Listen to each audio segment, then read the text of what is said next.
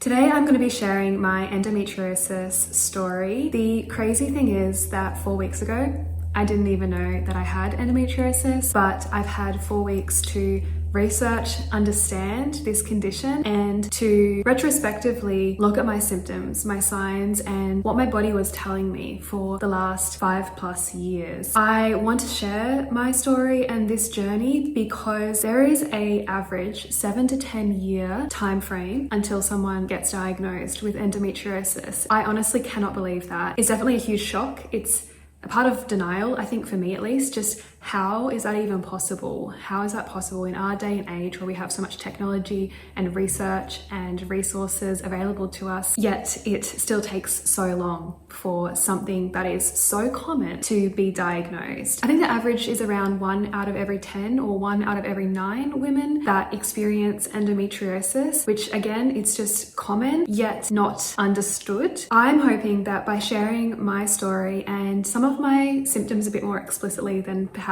I would like, that others can have that awareness and have that understanding of what endometriosis may manifest as, what it may look like in your life and in your body and in your symptoms, because no two cases are the same, and it's really hard because there's different severities and there's different types of endometriosis. And so while there is a lot of awareness and education and understanding now across Australia, there are endometriosis clinics that are opening up, there is still that lack of awareness. And the reason that it's really important for us to be aware and equipped ourselves is because we are our only advocates. Unfortunately, in this particular space, the onus is on the patient, on the individual, to advocate for themselves. We need to fight to be heard. We need to fight for answers, because otherwise we will not get the help that we need and we will not be heard. So it's really important to share, to understand, and to fight for answers if you recognize in your own self and in your own body that something isn't right. And that really brings me to where my story starts. I knew something wasn't right in my body, and I was trying to get answers for 5 years, and the amount of medical gaslighting that happened in that time is honestly atrocious. Knowing now what I know, and that this was endometriosis all along, makes me so angry. Angry that I was just dismissed. Angry that I was just pushed to the side and unheard. And I know that this is actually so common as women for our pain to be dismissed, and I just don't like that. I don't want it to be that way, and I don't believe that that is the way that it should be. And so I really hope that we, as the individuals, as the patients on the other side of the medical system, can really stand up in lieu of the system itself standing up for us, because hopefully one day the medical system will be fighting for us and seeking to help us and to hear us. But right now, as it stands, we need to be our own cheerleaders in this space.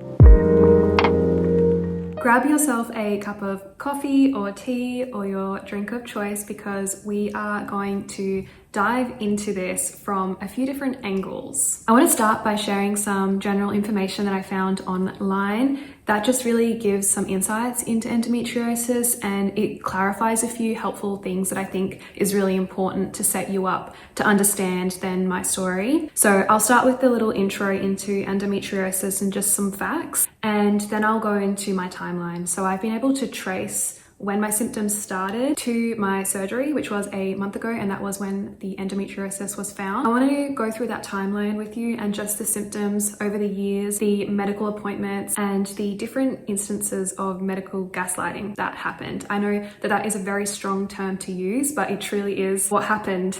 Knowing now that what was happening was not normal, for it to be dismissed as normal, honestly is absurd. So I'm really hoping that by sharing that timeline and sharing those symptoms and sharing those examples where the system failed me, that if you are in that space of seeking answers, that it will give you hope, and that it will give you enough reason to not give up and to keep fighting and advocating for getting answers. I'm then going to move from that timeline of my symptoms to the surgery itself. I think it's helpful to understand what the surgery entails and what the different outcomes and results of the surgery can be. It's something that I personally was very, very afraid of doing, and I avoided doing it for over a year because I was afraid. And one of the things that helped me in the lead up to the surgery, in accepting it, in feeling more at peace with it, and having just that assurance of I know what's going on, was equipping myself with knowledge and understanding. I watched other people's stories of that surgery, and I went in very aware of what might happen, what the potential outcomes were, and what the recovery was going to look like. And honestly, if I hadn't done that, I think I would have been caught off guard. I really want to focus on that surgery, the pre-surgery, but also the post-surgery, and just what a recovery has looked like. To finish, I want to leave us on a good note. I want to leave us on what we can be doing in this space. But also for me, one of the main drivers for this diagnosis was infertility. In my instance, I already had been fighting for the last 5 years for answers for my pain, but then the infertility factor really compounded to me wanting to have answers. So I hope that holistically sharing those 3 different elements, sharing my symptoms, my timeline, my journey, the surgery, and sharing some of that infertility stuff around endometriosis, that I can help someone else. Without further ado, let us begin. I first do need to caveat that I am not a medical professional. I am not an expert in endometriosis. I am purely going to be sharing my own research, my own experience, my own story, symptoms, etc. I shouldn't need to give that caveat, but I just feel like it's important to give that caveat now. I would really encourage you to do your own research and of course to seek professionals in this realm. I will share all of the sources for the information that I'm going to be referring to in this little intro. So let's start by just looking at some information of endometriosis online. This is the Australian Institute of Health and Welfare. They have a page on endometriosis that they keep up to date. It has a summary, it has how common it is and impact, treatment, data gaps, all of that sort of stuff. I just wanted to call out some information from these websites, things that really resonated with me and that is important to understand. Endometriosis is a disease, so it's where tissue similar to the lining of the uterus grows in other parts of the body. It most often affects reproductive organs, but it can also affect other organs. These tissues are collectively known as endometriosis. It can cause inflammation and scarring, which can lead to painful adhesions, which is joining together pelvic organs which might otherwise be separate. It's a progressive chronic condition. This is really important. It's chronic. There is currently no cure for endometriosis. Research as recent as 2020 and 2021 has found endometriosis to be an inflammatory multi-system illness. So there's some evidence to suggest that endometriosis and other chronic conditions can coexist as a comorbidity with other autoimmune conditions. The cause of endometriosis is unclear. It's still being researched. Some say that family history could be a factor. They have also said that some contributing factors may include an early age when you've had your first period, having short menstrual cycles, having heavy or longer periods, being older in age when you first fall pregnant, having immune system problems, having a low body weight, or alcohol consumption. Just looking at those alone, I know that I do tick quite a few of those boxes. And so that's just helpful, even though they're still researching and understanding the causes. It's important to at least consider those just in case any of those do resonate. In particular for me, when I first got my period, I believe I was age 9 or age 10, which is quite young. So I tick the box for the early age for my first period. However, I also tick the box for the low body weight, so low BMI, because I suffered with an eating disorder, so anorexia nervosa from 13, and I lost my period when I was 13, and I didn't get it back until I was 22 years old. So that definitely impacted my menstrual cycle, and it definitely has influenced a lot of other issues in my body, but it also could be a contributing factor. The symptoms, these vary between individuals. I'm not actually going to go into them because there's a lot. I'm only going to share my own symptoms. Let's go to another source. So the World Health Organization, they also note that endometriosis is a chronic disease and that the causes of endometriosis are unknown. They also have commented here that the emerging research is suggesting that endometriosis is associated with immune system dysregulation. So this is really interesting because this is still new, but it's helpful to know because they are doing more research in this space, which is encouraging. Now I'm going to share some posts that I found helpful from Instagram. There was one post that kind of shared the different types of endometriosis and how those symptoms might be manifest in the body.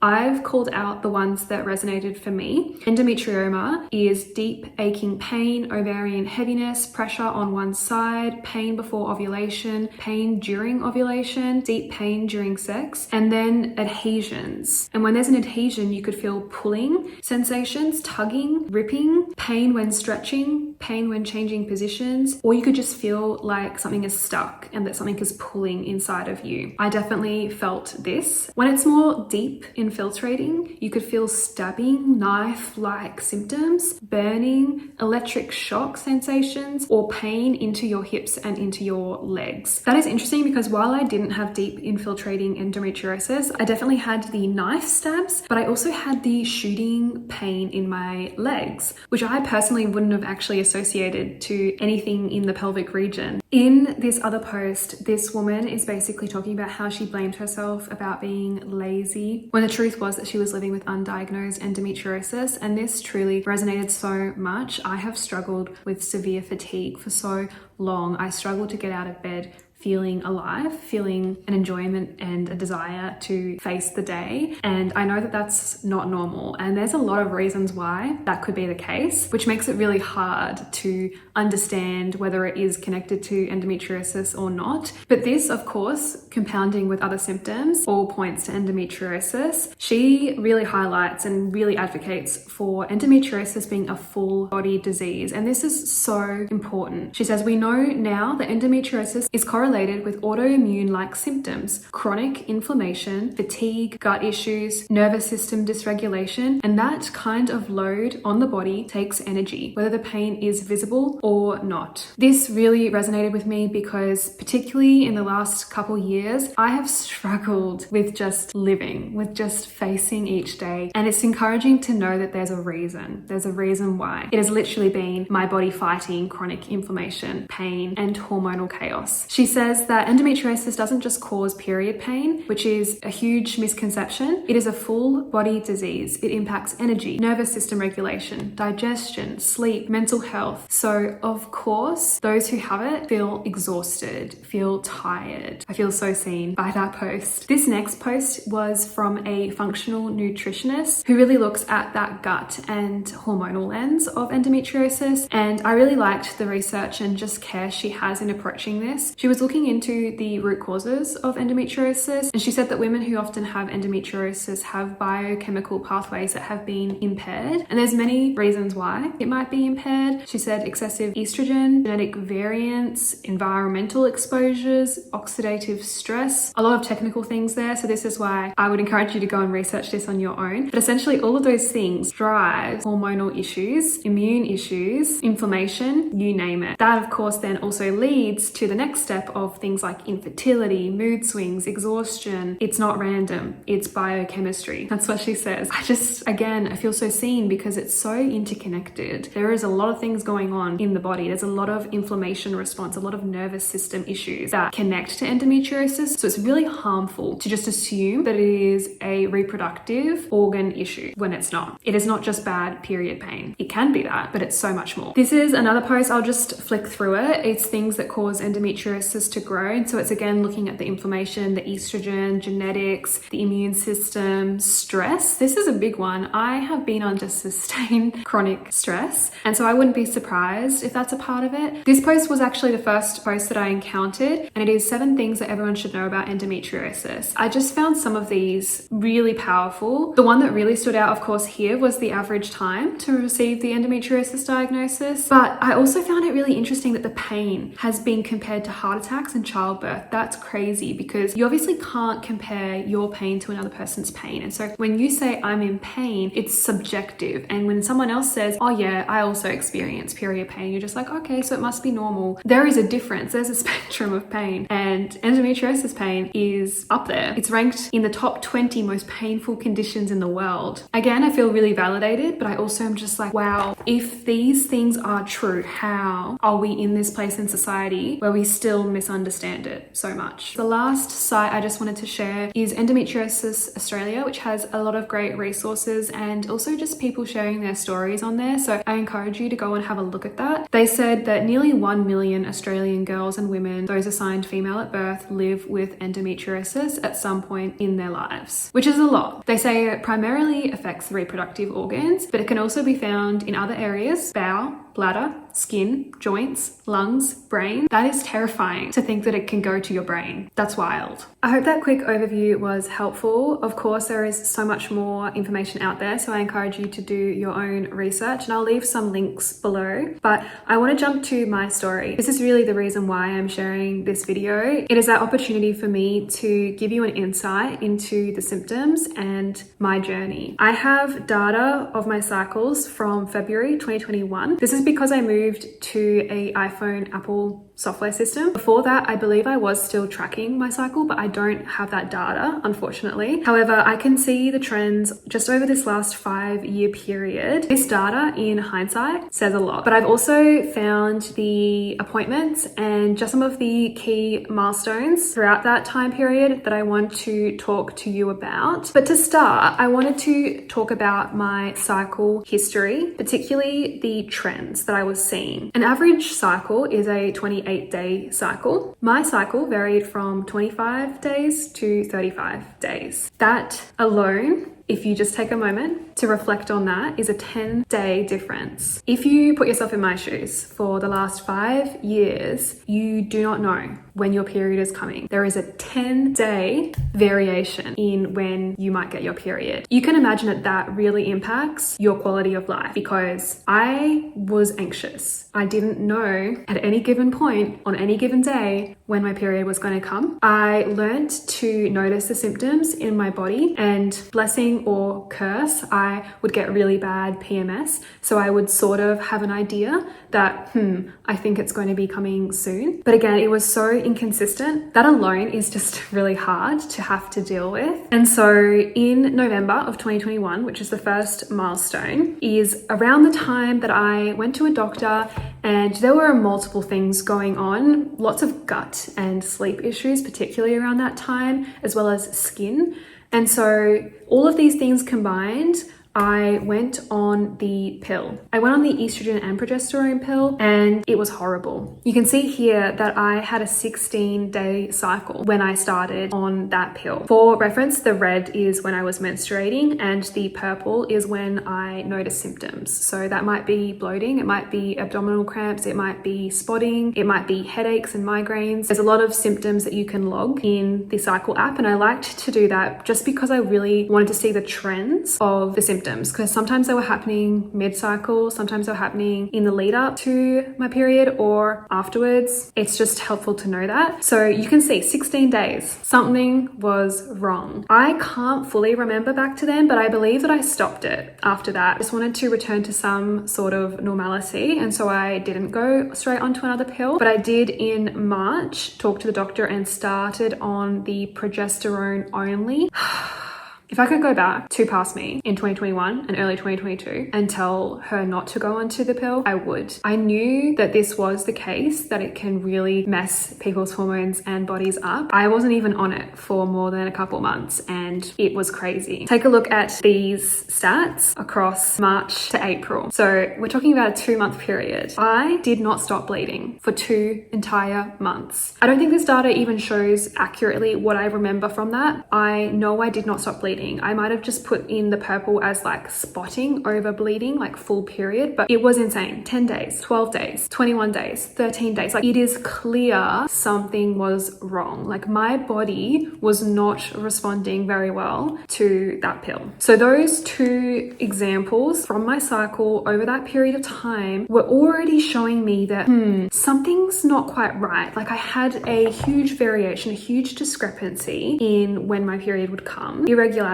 And then when I went on the pill to try and bring some regularity, I just did not stop bleeding in both instances, and it caused horrible symptoms. That sort of is that roller coaster, jagged line on my story, because I was just in the thick of it and it was horrible. Like, I think I have so much trauma from that time that I don't even fully remember all of the symptoms and the things that were going on. I refused to try any more pills or to go back onto anything medication based for hormones after that, because I had just seen how it had really destroyed my body and really made things worse. So after that hormonal disruption and that turbulent period, I basically just continued on with my life and tried to ignore the symptoms. But when I moved to Brisbane at the start of 2023 in January, I went to see a doctor. I think the slow living here really forced me to pay more attention to my body and to listen to the pain. And the pain was not normal. The pain was unbearable in relation to my cycle. So I raised it again to a doctor here, and he was quite dismissive of the pain and just basically said that that's normal, that it's common for females to experience period pain, and was sort of just saying I needed to take pain medication, like pain relief, like Nurofen or Panadol, which isn't really sufficient when you're experiencing that month to month. It's not sustainable. I know you can take those every month, but I just didn't want to rely on that. I think the really important thing to know in yourself is your pain levels and your tolerance. There is a spectrum of pain, and I know I sit on the very, very high pain tolerance level, and it meant that I wasn't able to recognize that my pain is not normal. I basically thought, no, this is just what it is. This is what period pain is, but it was not normal. Pain is so subjective, and I think because I have a high pain tolerance, my levels of pain were quite bad compared to the next person, but I just didn't think they were that bad, but they were.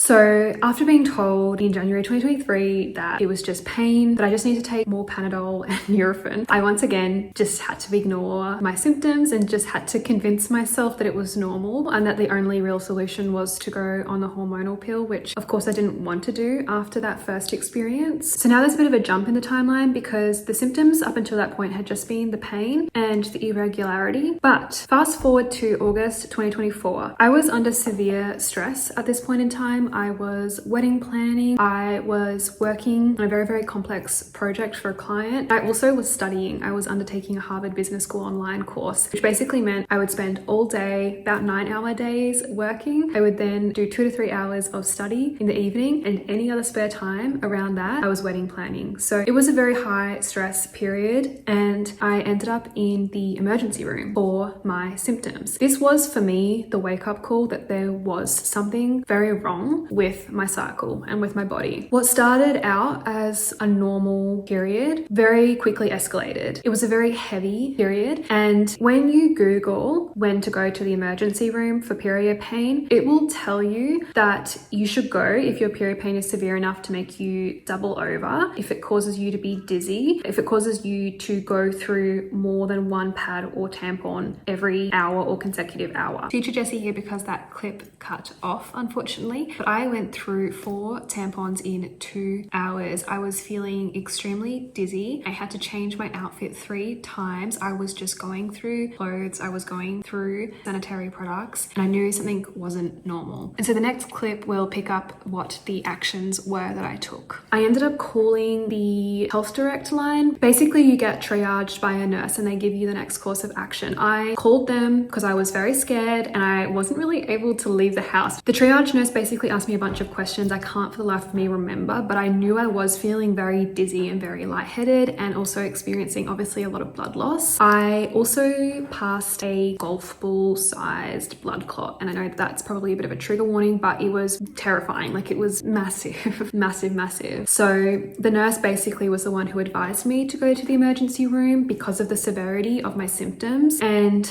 honestly, like, the trauma of that experience, I had to wait in the waiting room at our local public hospital for 5 hours. I was in bent over pain, intense pain. While in that emergency room, I passed 2 more golf ball sized clots. The severe bleeding had started around the 1 p.m. mark of that day, and then by 7 p.m. I remember walking up to the triage nurse and just saying, I need to be seen. Like, what is going on? I'm not okay. Only for them to be told, like, oh, it might be another couple hours. And I was just like, I can't. can't last another couple of hours. Like, I was not okay. And so we ended up having to drive to the closest private hospital, pay $300 to be seen in the emergency, but at least I was seen instantly, and they had to run a bunch of tests and rule out a bunch of things. All I was given was essentially a heat pack, told to see my doctor, and I was given a prescription for naproxen. I have not taken it since that day. I still have it. It's 2 years later. I probably should throw it out. But it's honestly so crazy for me in hindsight to remember that, because it was really scary. And just the fact that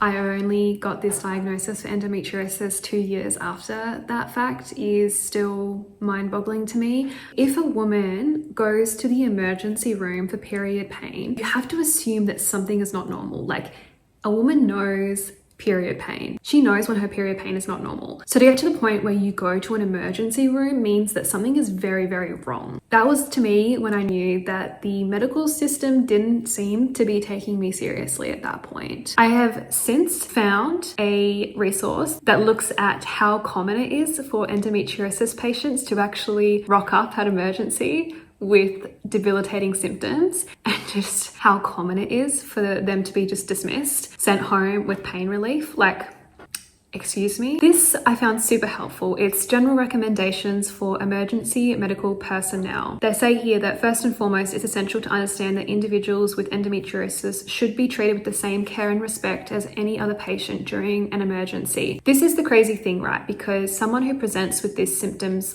may not actually have had diagnosed endometriosis. So of course, at that time when I rocked up, I hadn't been diagnosed, but I was appearing with severe period pain. If you think of all of the circumstances that people may be rocking up to emergency and where on that list period pain would come up, you can imagine it's the bottom. It was the bottom. And that's clear as day to me, because in that public emergency setting, I had waited 5 hours and still not been seen, and people were coming in after me and getting seen straight away. So that's really important. That first point, that they should be treated with the same care and respect as any other patient, we can't be put to the bottom of the waiting list. I love what it says under this point of take their concerns seriously. It says that many individuals with endometriosis have faced difficulties being taken seriously by healthcare professionals, even those with established medical backgrounds. In an emergency, it's vital not to dismiss their pain or their symptoms as just routine complaints.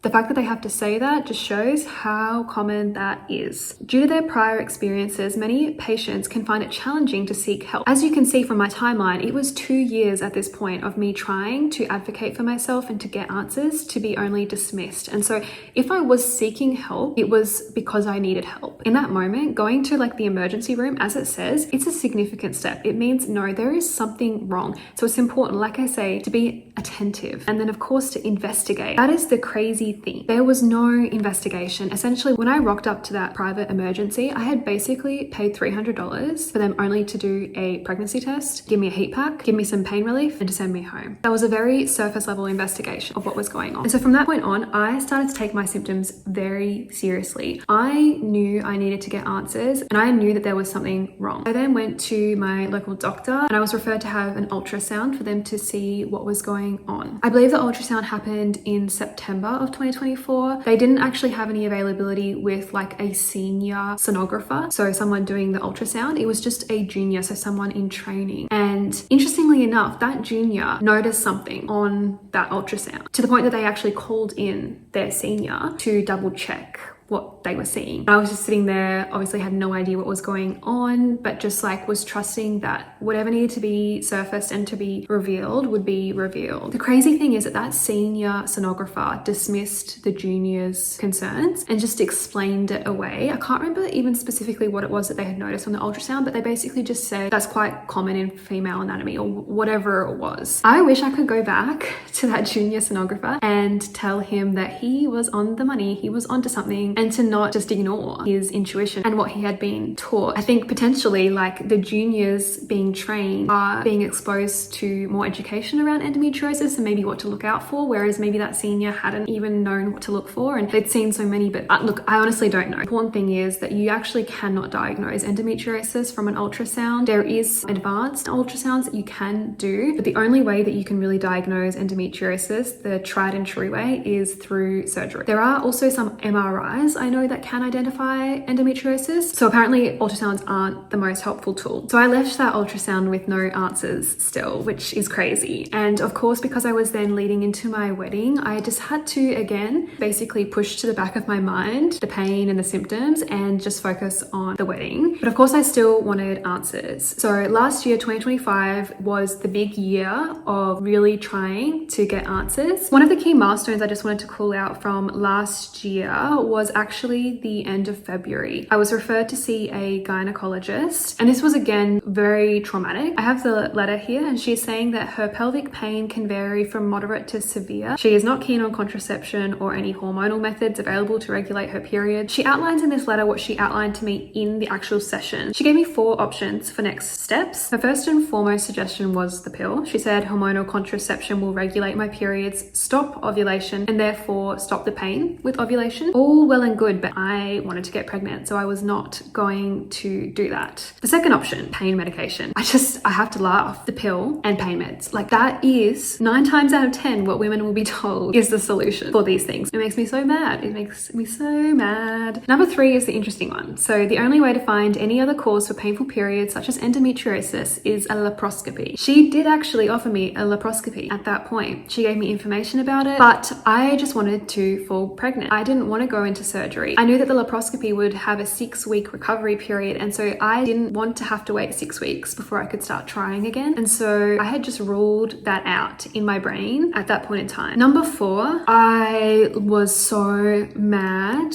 out of that appointment, and still to this day, I have to often disclose my history with an eating disorder to medical professionals, and it's just really annoying in instances like this where they use that as an excuse not to investigate now. I kid you not, in this appointment, she did a physical examination. She basically told me that I was still underweight and that I needed to gain weight if I wanted to fall pregnant. I remember just being horrified. I had paid $400 to see this woman, only to be told that I needed to put on weight. Mind you, I was a healthy weight, in a healthy weight range, and I had been for a while. The insanity, the medical gaslighting. Imagine having endometriosis like I did and being told to gain weight, to go on the pill, or to just take Panadol. Like, I can't. Like, I honestly, I just don't even know what to say. The other thing in this letter is that she had the findings from that first radiology ultrasound that basically showed normal everything. Normal uterus, normal ovaries, no fibroids, etc, etc. Future Jessie jumping in because I was not very clear when I tried to recount what the rest of 2025 looked like. On this little timeline, you'll see there's really a jagged line post that appointment because it was a crazy year. So convoluted in the symptoms.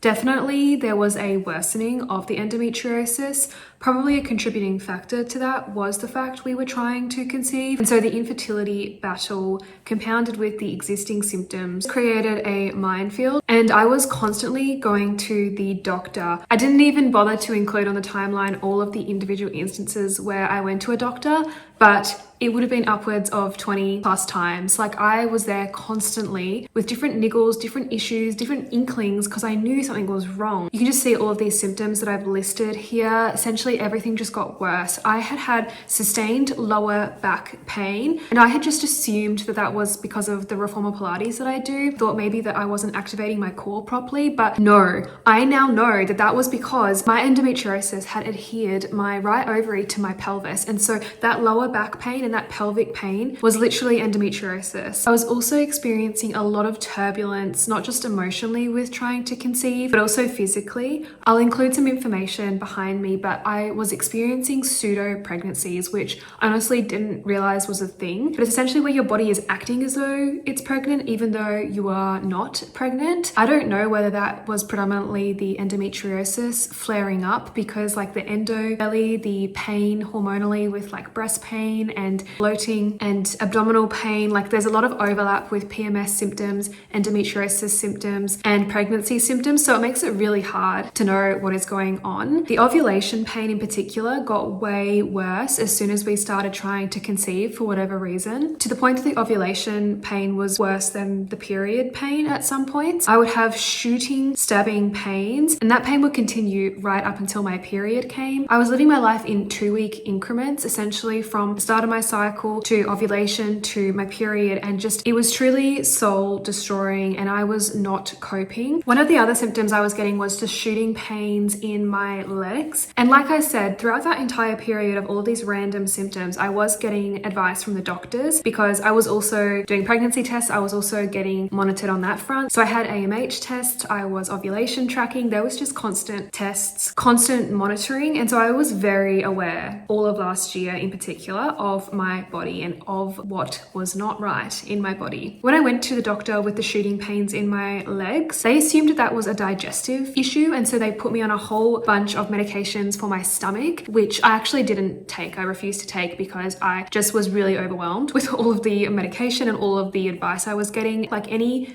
Band-Aid solutions I was being given by doctors that didn't quite sit right, I just ignored, which not necessarily saying or recommending to do the same, but like I said, I was very aware of my own body and I just knew it wasn't a digestive stomach issue. So I had to just ignore the shooting pains in my legs. I now understand that it is endometriosis related in that the impact to nerves and the impact to the pelvis, it's all connected. Everything is connected, the inflammation to the fact that I had endometriosis in my pelvic region. But when I went to the doctor, there was just so much medical gaslighting constantly, and honestly no true investigation of what was going on. There was only Band-Aid solutions. The ovulation pain, oh my goodness, she basically told me that it's normal to experience ovulation pain and that it's like a horse has kicked you up the bum. I was there like, okay, so it's normal. So I'm meant to feel every month that I have a horse kicking me up the butt at completely random times in a debilitating form. I have since learned that that is not normal. Like most women do not experience a horse kicking them up the butt. The fact that I was just told that is normal, like sure, there is that degree to which ovulation pain can be common, but like I said, my pain tolerance was so high. If I was experiencing that level of pain around ovulation time, there was something wrong. Like it was a different level of pain that I was experiencing than normal ovulation pain. I actually did my own research and I then discovered that there were more advanced ultrasounds that could be done. And so I asked for a referral to have that more advanced ultrasound. Unfortunately, it did mean that I had to pay to have the ultrasound. I believe it was like $150 out of pocket. There was some rebate, but not enough to cover it. And so again, it required my own drive, my own motivation, my own desire for answers for me to be able to justify that payment and to advocate for myself to have that appointment. So I went to this appointment at the end of last year, and this woman, I think that she also could see. The sonographers, I think, are the ones who are the most clued in around endometriosis because they're looking for certain things. They know what to look for. They're looking for site-specific tenderness. They're looking for movement of organs, because if there isn't that free movement, then of course that suggests that there might be that adhesion. Something else that I've noticed in my particular results, I'm not sure if this is or is not a clue or something that they look out for, but I was also showing quite bulky ovaries, and particularly on the right side there was like an enlarged ovary, and that also suggests potentially endometriosis, because as you can imagine, the endometriosis has spread around the ovary and it's giving that illusion of more size than it otherwise would have been. And so I don't know if this woman did suspect endometriosis, but she was just asking me a bunch of questions and she was doing due diligence way more than any other professional had done. I really appreciated the attentiveness that she gave to understanding my concerns, my issues. And so she was able to therefore do the pelvic ultrasound based on what I was telling her. And the insane thing is that at the end, she looked me straight in the eye and she said, "Don't stop pushing for answers." I remember that so clearly and so vividly because it made me go, whoa, okay, someone is in my corner. Someone else knows that I am really struggling here to get answers. And she was just giving me that little nudge of encouragement not to give up. I'm trying not to cry, but it was just so powerful because that is also the moment where I decided I need to keep fighting. I need to not give up. I need to keep pursuing this, even though I'm getting so many roadblocks. I'm hitting so many walls. I need to keep fighting for this. So that was in December last year. I constantly, like I said, said, was going to the doctors, and in August last year I got a referral to see another specialist. This time it was a fertility specialist, so an OBGYN. So that previous specialist from the start of last year was only a gynecologist, whereas this guy also specialized more in fertility. January 2026, that brings us to this year. That is where I truly just hit breaking point. I realized that I was not falling pregnant, and I had lost hope that I was going to fall pregnant. And I had just gotten to the point where I was like, I need to do something. I need to take that next step. I need to keep fighting. Essentially, when we saw the specialist, there were two pathways available. If my priority was to have my pain addressed, he was going to go down that pathway to determine what was at the root of the pain. The other pathway was the desire to get pregnant. And if that was the pathway that I wanted to go down, then he would have a few strategies to enable us to fall pregnant. Now, with those two options available, my priority at that point in time was to fall pregnant. There is also some suggestion that falling pregnant can help with the pain and just alleviating the other issues. And so I made that call that I wanted to prioritize falling pregnant, which meant that he offered us a range of different strategies. They were non-invasive at that point in time, so predominantly medication based. We tried that for a few months, but I just knew still something was wrong. Again, even though this wasn't as hardcore as the hormonal pill, that medication didn't agree with me. I was afraid that I was having ovarian hyperstimulating syndrome. I know now that I was probably just having the endometriosis flare up, but it felt really confusing at the time. I didn't really know what was going on in my body, and I wasn't really responding very well at all. He actually thought originally that I might have PCOS, and so he was providing recommendations around that rather than endometriosis. It was only around March where I just had breaking point.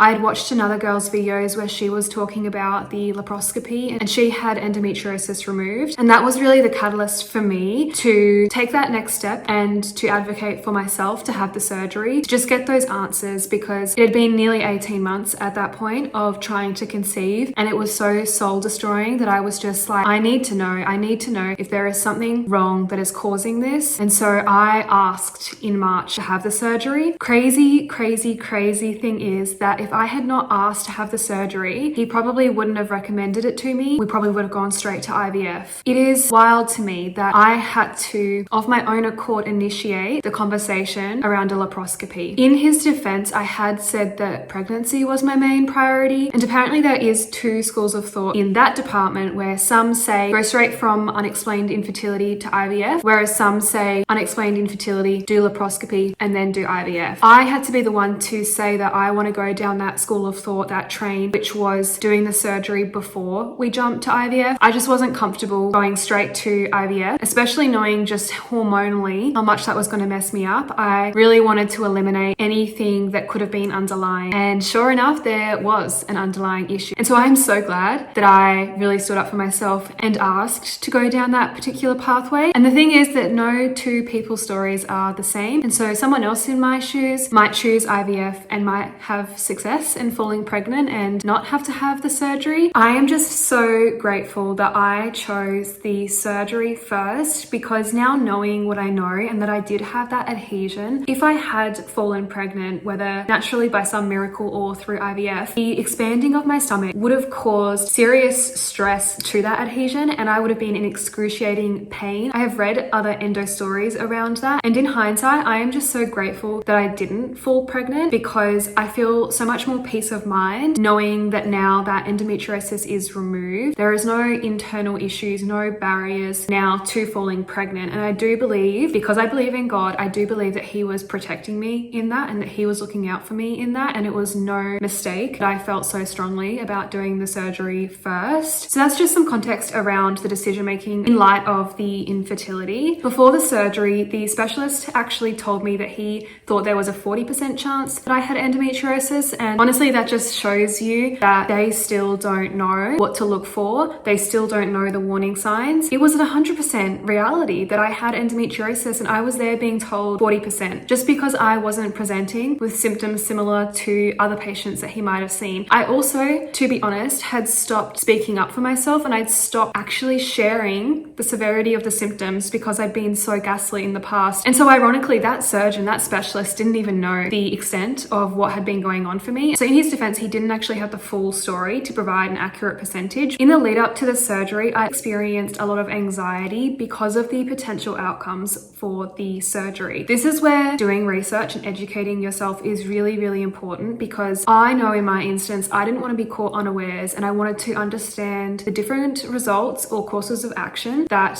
could come from having the laparoscopy and the hysteroscopy, and also the flushing of the fallopian tubes that they did. Of course, there was the scenario where flushing the fallopian tubes, a tube could have been blocked, or there could have been issues there. Through the hysteroscopy, there could have been issues there. I could have had fibroids or cysts in my uterus, things like that. Or through that laparoscopic lens, there was another whole raft of outcomes. Of course, the main one being if they found endometriosis, depending on the location, the severity, etc., there was a whole range of different possibilities with how the surgery could go. So I made myself aware of every possible scenario, every possible outcome, and I am glad that I did. So as you can imagine, I was really anxious because I didn't know which of the different scenarios and possibilities was going to eventuate. There was, of course, the scenario where they found nothing, and that was also a terrifying possibility because it would mean that I had no answers, but also it would mean that I would then have to recover from the surgery, so a 2 to 6 week recovery period for nothing. I know it wouldn't be for nothing, like at least I would then have the answer that there was nothing wrong, but still, just that possibility, I didn't like that. I didn't want that. Like, I wanted to at least have